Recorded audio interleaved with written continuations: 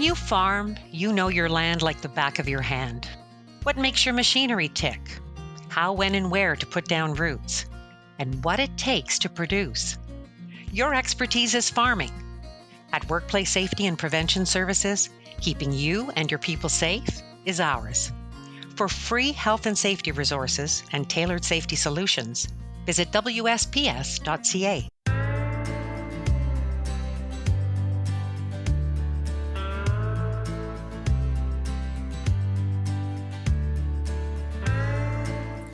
Hello and welcome to Cultivating Safety, a joint venture of Between the Rows, the podcast of Glacier FarmMedia, and Workplace Safety and Prevention Services, the health and safety provider for Canada's agriculture sector. I'm Gord Gilmour for Between the Rows, joined by Kristen Hoffman of WSPS. Hi, Kristen. Hi, Gord. It's that time of year. The temperatures are falling fast. Most of us have learned to dress for the weather, at least eventually. My mother spent more time than I care to admit yelling at me to do up my coat and put on a hat and mitts. Gord, mine still does. Well, when you're working outside, the stakes are even higher, and farming, as we know, is an outdoor sport. We're joined now by WSPS's Fred Young to tell us about how to keep everyone safe and unfrostbitten this winter.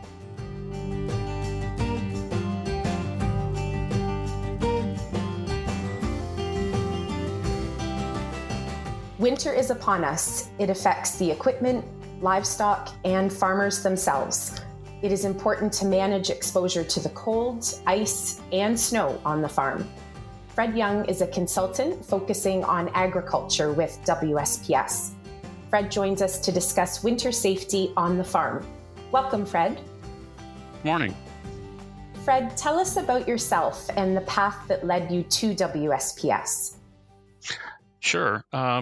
My parents were dairy farmers in the Glengarry County for 37 years. My grandfather was a farmer. My great-grandfather was a farmer. And long story short, went to the city to get educated and took health and safety and fire prevention and ended up with the Farm Safety Association, which is now WSPS. And 32 years later, here I am. Fred, tell us what you do as a consultant with WSPS and why. When we work with firms, some of them are owner-operator farm operations, and some of them are corporate farms, like a large mushroom operation that might have over 800 to 1,000 employees. So when we engage the agricultural sector, it can be that drive up to the family farm and, hey, do you have summer workers? And this is how we can help you. What kind of training do you do? Or it might be something more on a corporate level where we're looking at what safety program they have for somebody harvesting mushrooms and have they included their MSD prevention as part of that. So we do inspections, we do assessments. So it really depends on what that agribusiness needs. And that's the important part of what we do. It's very focused around the needs of the farm, opposed to this is the latest, greatest thing that you have to have, right? It's very needs focused. Fred, after 32 years, I imagine you've seen more than your share of incidents. What are some of the ones in the winter that you can think of that you would like to have prevented? Well, there's two that come to my mind right off the get-go. The first one, a farmer bought a brand new snowblower, 2-stage snowblower, and did a great job cleaning the snow, and he wanted to get a picture for posterity. So he got out of the tractor, stood up on the snowbank, and as his wife was taking the picture, the snowbank collapsed and he went through the snowblower. Oh, and you man. just go, oh my gosh, right? And, you learn about that information, and what really just rings to my mind is, for farmers, they do so much and they work just horrendous hours, but it's that one moment of a lapse of judgment that can be just catastrophic. So the other example I would give you was Christmas morning. The farmer and his son were getting hay, was underneath a tarp, and the son hit the pile of bales stacked, and it actually lodged another round bale that was higher up, and it actually dislodged it, and the farmer was holding the tarp, and it came down underneath the tarp and hit him, and now he got a broken shoulder and some other bumps and bruises, but thank goodness he walked away from that. But it's just another one of those things that I do this every day. I'm going to stand and hold the tarp. You get the round bale out, and then I'll tie it back up. And that's the challenge. It's, it's real split second stuff, eh? Like it just happens like that. Absolutely. Yeah. So, there's so many more stories, and I'm sure if you went to any agri-farm show and just said, "Tell me your story," you'd hear quite a few of different winter type examples. And what are the sort of specific hazards for winter then that we should be looking out for? So certainly, the idea that farmers don't work as hard in the winter as they do in the summer, they do the same amount of work. It's just different work. So now they're working in the dark. Now they're working with equipment that's frozen. Now they're trying to repair things outside in the cold. And that's the real thing with the winter, is the stuff is operating already kind of at the ragged edge of what it can do. Something goes wrong, and then it's even harder to repair. And certainly the aspect of barn fires is another thing that they need to be focused on. And whether it's electrical that's been damaged by rodents, whether it's chaff or just dust from the barn that collects around on an electrical panel, very common for fires to start there. Or if somebody's doing some maintenance, so they're in there with a grinder or they're in there with a torch and doing some repair, and then a fire starts. So those are things that they deal with, and no different than whether they've got radiant heaters in the ceiling, or they bring in some heaters to keep some of the animals warm. Those heat lamps, again, they fall, a cord breaks, or that baler twine they thought would be good wasn't good, and it falls and starts a fire. Those are real challenges that do happen every year. The heaters are necessary given the cold exposure, and given that the risk of fires increase as a result. What should farmers do to prevent fires? So, like any other seasonal challenge, getting into the barn to make sure those electrical panels are free of any kind of buildup. The important thing here is some will go get a backpack blower and try to blow it all down, but you have to remember, sometimes that creates a dust cloud that can be explosive as well. So it's really important to recognize you have to clean down whatever those cobwebs or dust are in a safe way. Certainly, where you have detectors, make sure they're all clean and free, so or clear of any kind of buildup, so it's not impeded by that dust. And wherever you have a heat source, wherever you store fuel, does it really need to be there? And certainly, when you think of that heat source, is there a way to monitor it? So no different than when people are calving, sometimes they go get those little baby monitors and it watches the calves, right? And it's the same kind of analogy. If you're going to put in a heat lamp, why don't you put in a little monitor so you can watch, right? That's a great suggestion. Yeah, so there's a lot of simple things that are not an extra step. Or for that matter, put it on a timer where it's going to shut off, right? There's different strategies that can be used to try to mitigate that farm fire scenario. But is it important to have a strategy? Because I think a lot of times people, I got to get a heat source over here, and then you just sort of ad hoc figure out something in the moment that might be like, say, an electric heater or something like that. would they be better off with having like a sort of an overall strategy on how they're going to deal with this stuff so that they have some of these safety checks built in? Absolutely. And, it's no different than when the farmer puts a tractor into one part of the barn. Okay. Oh, the battery's down, so I'm going to put the charger on. Okay. There's another potential fire there. So thinking about that aspect of it and making sure all the cords are in a good condition, making sure that, there's grounds, there's no damage to the cord, that helps with a lot of that prevention. From the hot of a fire to the cold of the wind and temperature outdoors in the winter, that exposure can certainly lead to injuries for our farmers as well. How can farmers prevent cold stress for themselves and others? Well, I think the first part is recognizing, when we get cold, we kind of shake a little bit, and normal bit of shivering is not too big of a deal. But when we have uncontrolled shaking, that's a pretty big red flag that you're not managing the temperature. And certainly when you are speaking with somebody who perhaps their speech is slurred, perhaps they appear dizzy or confused, the cold can do that to you.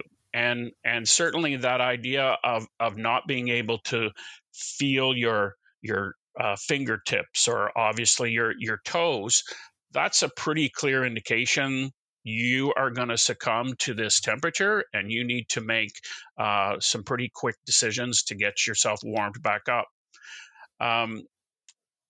Whether it's the truck that is a place where you go to warm, or inside a building, just being able to have that or know where that is, that's a key thing. And I think the other thing to remember is farmers travel from farm to farm in the winter now, and they might be on an ATV, they might be on a snowmobile, and now it's a blizzard, and they're crossing a field and they get turned around. So that aspect of the cold, it also is connected with the other parts of that cold, which is the snowstorm, right? So I can recall more than once crossing through a field and getting turned around and had to find the fence and go the opposite direction because I was heading the wrong direction until I found the fence. So those are things for farmers in the winter. It's very innocent. I'm just going over to the next farm and everything will be fine because I know the way, but the weather changes everything for them. There is some planning or a strategy for this topic as well for prevention, right? To be sure that you have the right gear to prevent that exposure to the cold or manage that temperature when you are out and about. Fred, in the few hazards that are at greater exposure in the winter, you also mentioned slip, trips, and falls. What should farmers do to prevent those incidents in the winter?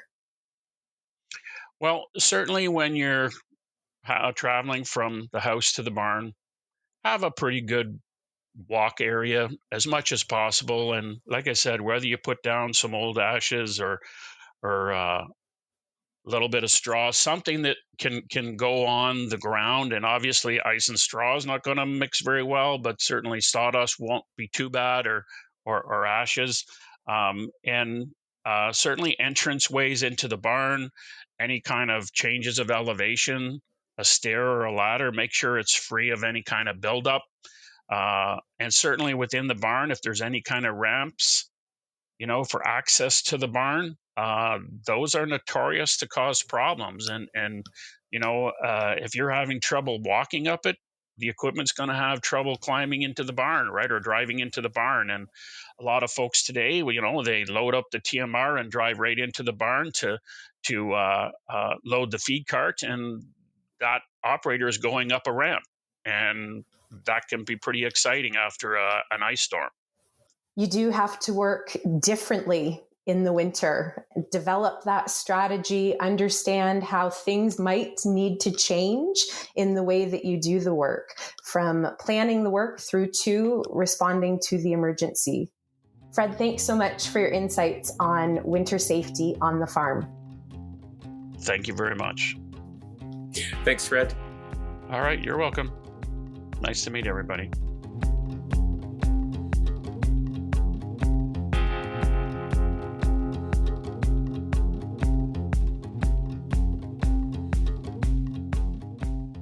That was Fred Young, an agriculture safety consultant with Workplace Safety and Prevention Services, on how to stay safe while outside this winter. This is Cultivating Safety, a joint venture of Between the Rows, the podcast of Glacier FarmMedia, and Workplace Safety and Prevention Services, the health and safety experts for Canada's agriculture sector. For BTR, I'm Gord Gilmour, along with Kristen Hoffman of WSPS. Hi there. Kristen, have you ever found yourself working alone and suddenly realizing that if anything should happen, you could be in real trouble? Although nothing has ever happened to me when alone, we all know that feeling. Yeah, working alone is a fact of life when farming, but there are steps you can take to make it a lot safer for you, your family, and your employees.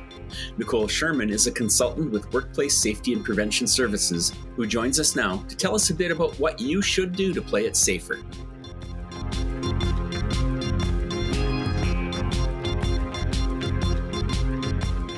Farming can be a dangerous business, especially while working alone. Keep yourself and others safe while working alone by recognizing potential hazards, planning ahead, and focusing on the work. Nicole Sherman is a consultant with WSPS. Nicole joins us to discuss working alone on the farm. Welcome, Nicole. Hey, Kristen. Nicole, tell us about yourself and the path that led you to WSPS. Well, as a young kid, I grew up on a farm in a rural community in Chatham, Kent, Ontario. And, my family mainly focused on cash crop. But having grown up in the community and other friends and relatives, I've obviously seen work through, having tobacco farmers in the family, as well as livestock and hog farmers as well. So that's been kind of really what has drawn me to work and help those in health and safety around in the agriculture sector. Similar to Fred, I kind of left the home farm and went into the city and got my degree in kinesiology. So I did a lot of work around patient rehabilitation for a little bit, and then got into health and safety at a couple of hospitals. And I got thinking, well, how's a way we can kind of prevent people from, maybe getting these musculoskeletal disorders, and kind of work from that side of things. So it's been really rewarding and nice that way. So tell us what you do as a consultant with WSPS and why. Yeah, so I do work with our customers in the agriculture sector, things such as like providing training when you think about WMIS and tractor safety and things like that, but also kind of procedure development for those companies who may be a little bit more advanced and are kind of putting their health and safety system together. So, tractor safety, first aid, WMIS, how do we report hazards? How do we investigate them? Those kinds of good things.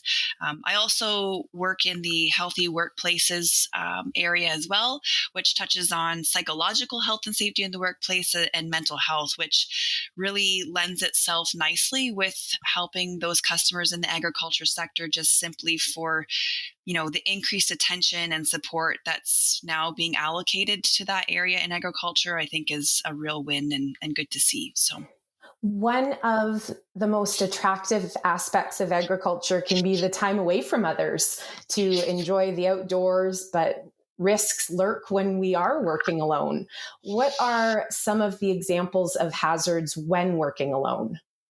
Yeah, so I think that, there are many dangers, obviously, as we all know, working on the farm, where we be naive to think that there's no hazards, but they can vary from commodity to commodity. But I would say that some of the common dangers are obviously working around your equipment, right? So tractors, implements, trailers.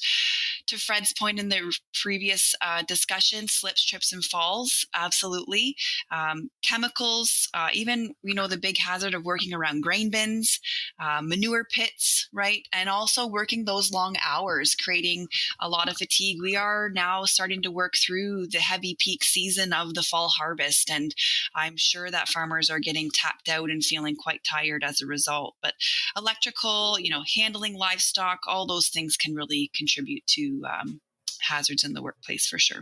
But in particular, what makes it dangerous to be working alone?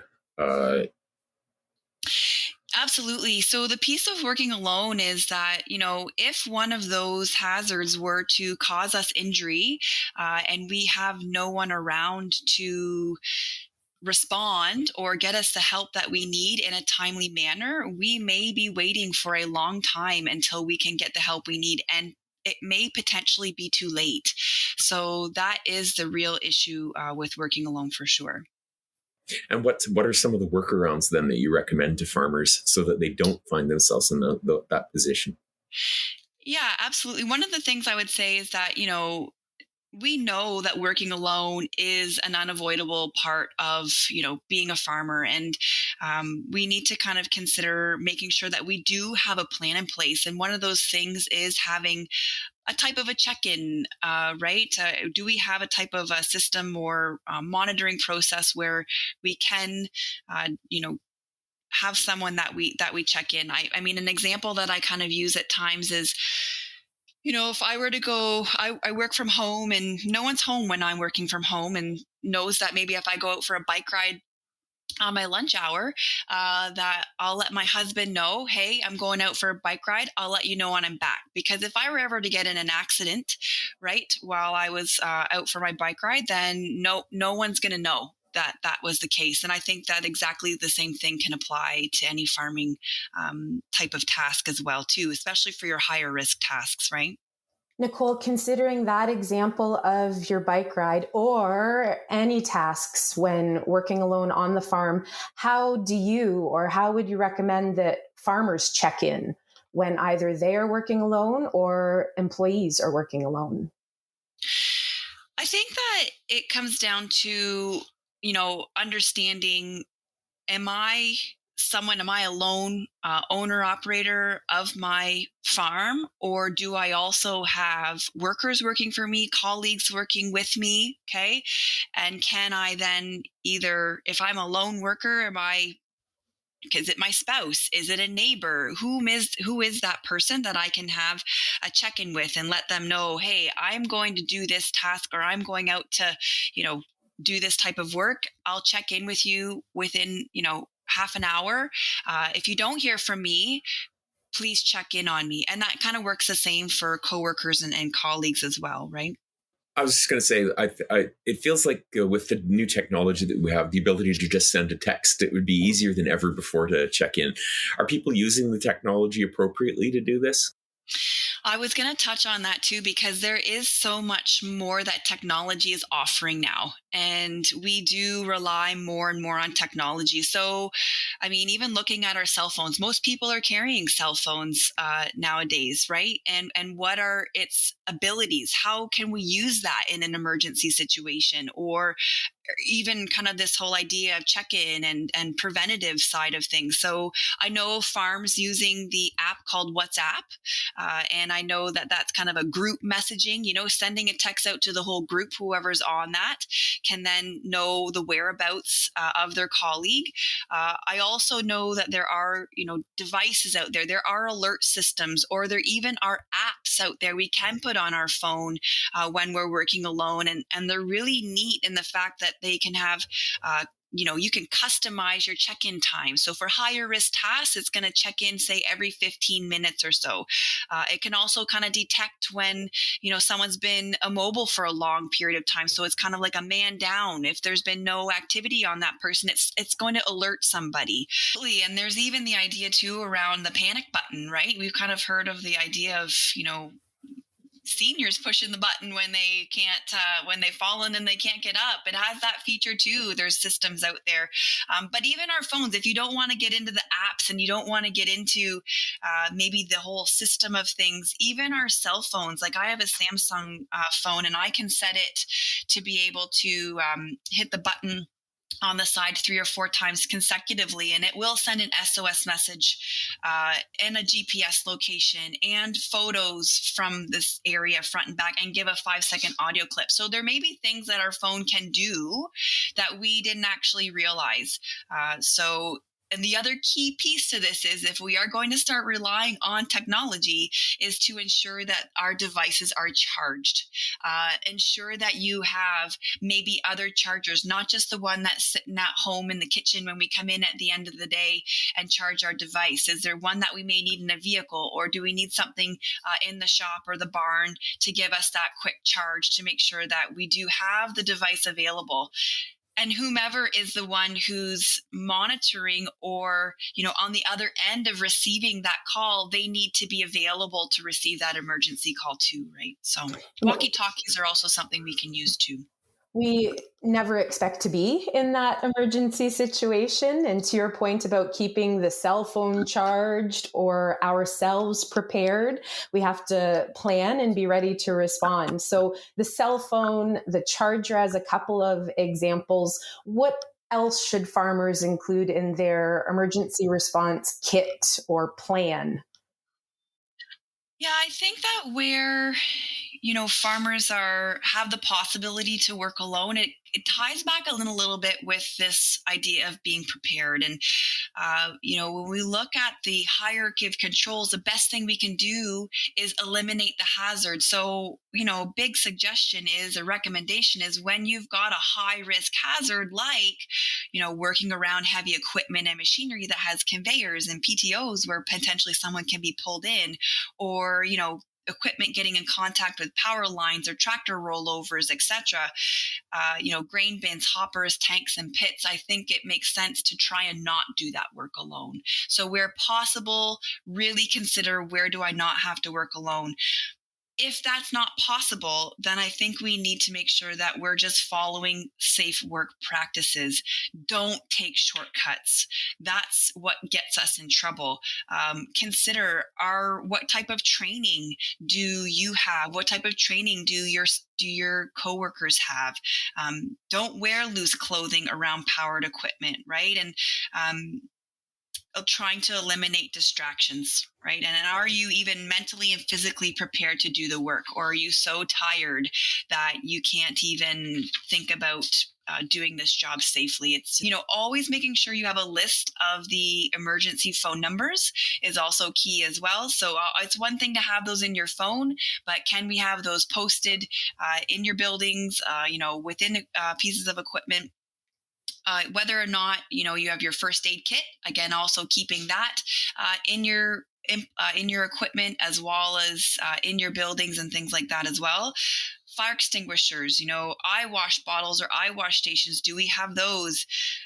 Extra set of clothes, like we talked about in the last segment, and flashlights, all those kinds of things that we don't want to be in an emergency situation. Absolutely not. But we do need to make sure that we are prepared. If there were one thing that farmers through across all the sectors in Canada could do to better prepare to work alone, what would it be? I think for the big thing about working alone is that we do have to take the hazard of working alone seriously. We can't just think that it's an inherent part of the job and that we don't prepare for it. We have to plan for it, and we don't just kind of put our head down and keep grinding. We need to consider all of the things that we've just talked about in this session. Farmers do need to stop, they need to think, and then they need to act accordingly. And we do need to take that moment of pause and consider, how risky is this hazard?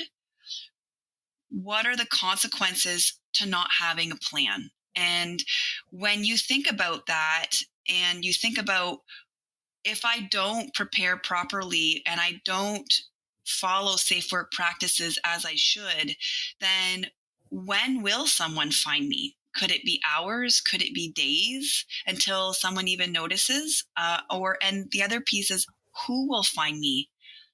Is it my spouse? Is it my kids, my parents, or my coworker who's going to find me? And I would think that I would want to have in place to ensure the right people who are, responsible for finding me is what we want. I would never want my kids to kind of find me at the end of the day. But I think that there are some big considerations around planning and considering, in an emergency, how can I summon immediate help? How can I get help to me, and how will they know where I am?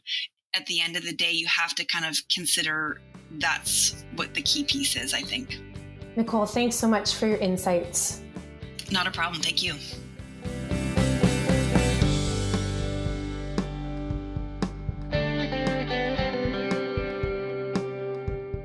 That was Nicole Sherman of WSPS with safety tips for working alone. That's the fourth installment of Cultivating Safety, a joint venture of Glacier FarmMedia's Between the Rows podcast and Workplace Safety and Prevention Services, the health and safety experts for Canadian agriculture. If you'd like to access more resources, you can start with the Workplace Safety and Prevention Services Agriculture and Horticulture Safety Centre. It's online at www.wsps.ca/agriculture-safety-center with an RE at the end. You can also find other excellent safety resources from organizations like the Canadian Agricultural Safety Association and many of your commodity groups. For Glacier Farm Media, I'm Gord Gilmour. And for WSPS, I'm Kristen Hoffman. Saying so long and stay safe this winter.